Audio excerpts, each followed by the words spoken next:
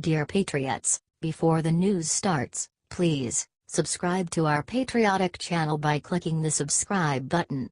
Give us a thumbs up to this video. Don't forget to leave your opinion below in the comments section. Share the news on Facebook and Twitter so you friends see it. Thank you.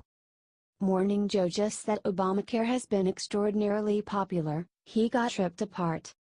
Former Republican Congressman Joe Scarborough has lost all traces of having been a Republican ever since he began having a relationship with his liberal Morning Joe co-host Mika Brzezinski. Joe recently proved just how delusional and biased he has become by claiming that widely disparaged Obamacare is extraordinarily popular. Said Scarborough on Morning Joe, even though the enrollment period has been cut in half, and even though the White House and the federal government run by Donald Trump and the Republicans in Congress have done everything to stop Obamacare, everything possible to destroy Obamacare, enrollment is almost as high as I believe last year. He went on, it's been extraordinarily popular, despite the fact that the federal government, Donald Trump, Republicans in the House, Republicans in the Senate are doing everything in their power to stop people from enrolling. Well, they're doing it, and they're doing it in pretty damn high numbers. Joe's comments did not sit well with regular Americans, who pushed back forcefully. Wrote one internet commenter, Joe, or Bible as I like to call him, couldn't tell the truth if it bit him in the ass. I'm still waiting for the truth about that intern that mysteriously died in his office and he resigned like a sneaky snake a couple months after that. I figure in another 10 years or so they'll be making movies about Joe and his intern and Chandra Levy enter congressmen. Pervs and douchebags. Do you think Scarborough has become delusional?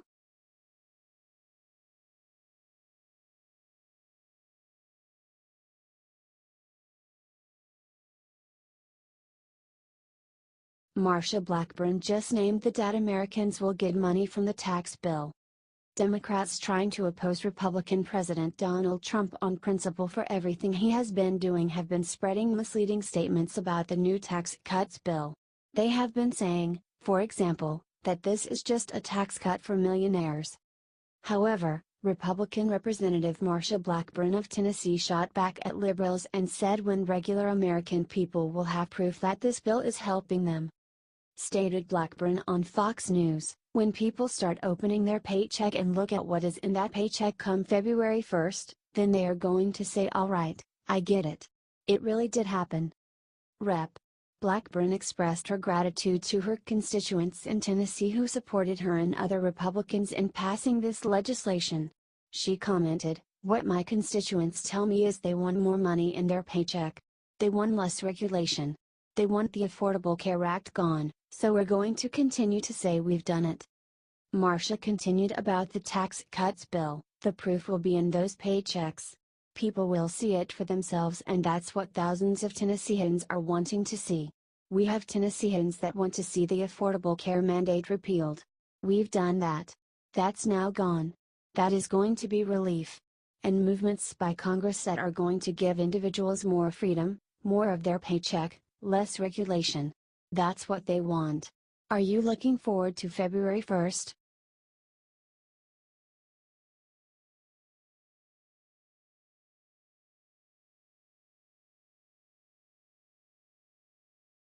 Breaking Jeff Sessions just ordered an investigation into Obama.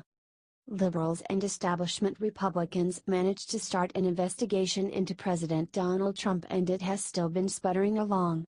This has caused many to wonder, then, why no investigations just like this have been carried out against former President Barack Obama and failed Democratic nominee Hillary Clinton for their wrongdoing. Thankfully, U.S. Attorney General Jeff Sessions just announced that he will be opening up an investigation against Obama for how he jettisoned prosecuting Hezbollah terrorists in the Middle East as part of his illicit nuclear deal with our enemy nation Iran. Stated Sessions about his new investigation, operations designed to investigate and prosecute terrorist organizations that are also fueling that drug crisis must be paramount in this administration. He went on, while I am hopeful that there were no barriers constructed by the last administration to allowing DEA agents to fully bring all appropriate cases under Project Cassandra, this is a significant issue for the protection of Americans.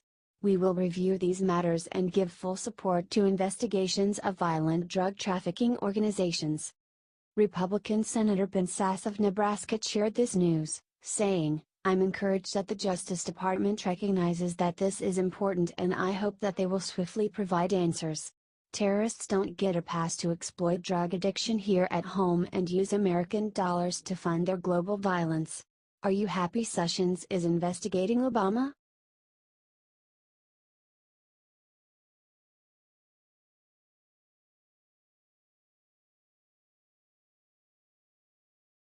Media outlets attack Christmas movie classics because they brim with white heterosexuals.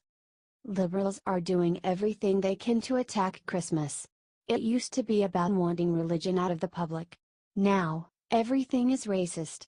According to liberals, dreaming of a white Christmas doesn't mean a snowy Christmas, but instead a Christmas with only white people. Now the liberal website Salon went after Hallmark's selection of Christmas movies for having too many white people. After watching a few of Hallmark's countdown to Christmas films, the network's burgeoning red state appeal comes into focus. As much as these movies offer giddy, predictable escapes from Trumpian chaos, they all depict a fantasy world in which America has been made great again, writes Salon. Real and fictional heartland small towns with names such as Evergreen and Cookie Jar are as thriving as their own small businesses, and even a high school art teacher, played by Trump supporter and the face of Hallmark, Candace Cameron Bure, can afford a lavishly renovated colonial home. They brim with white heterosexuals who exclusively, emphatically, and endlessly bellow Merry Christmas to every lumberjack and labradoodle they pass, writes Salon. They're centered on beauty pageant heroines and strong-jawed heroes with white nationalist haircuts, they wrote. Seriously. White nationalist haircuts.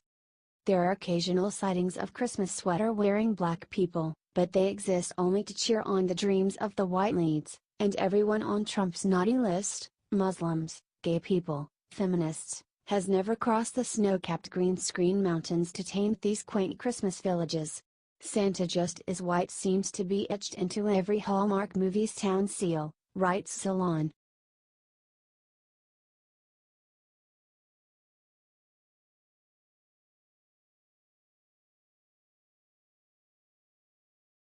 GOP Representative Gaetz exposes the email evidence he received that FBI helped Hillary out of investigation.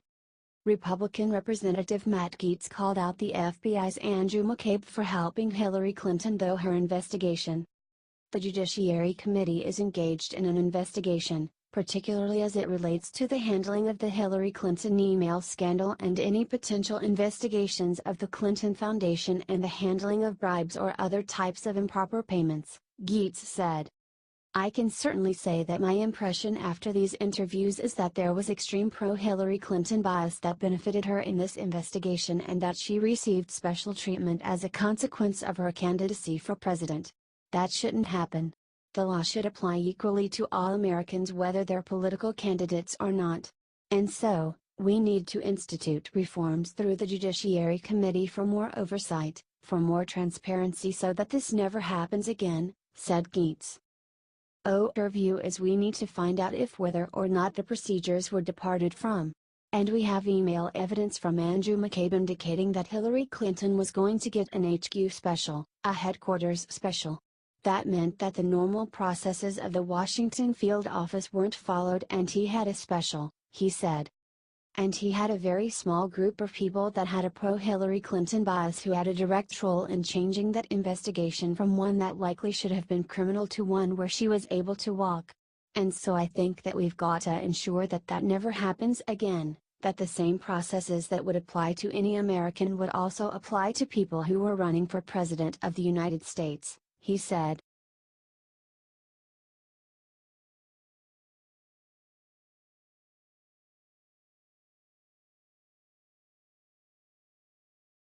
LibJoy Reid says Trump has a white supremacist attitude and is unembarrassed about it.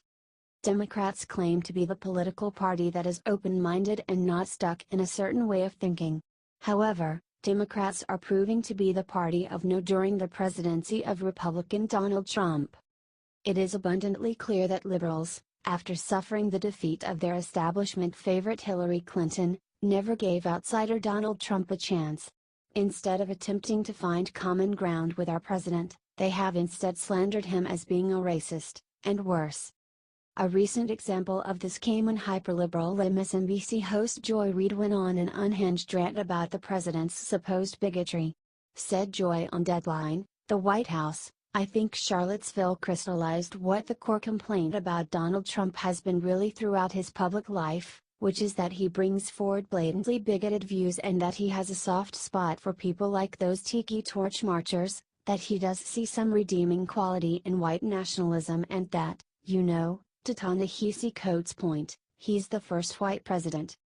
She went on, "He ran on white nationalism and he's sort of unabashedly white nationalist in his sensibility, in the fact that that's where he still stands even now, is sort of shocking for American presidents."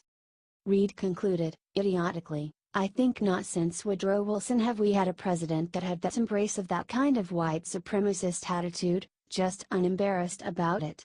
Do you think closed-minded Joy Reid is the real bigot?"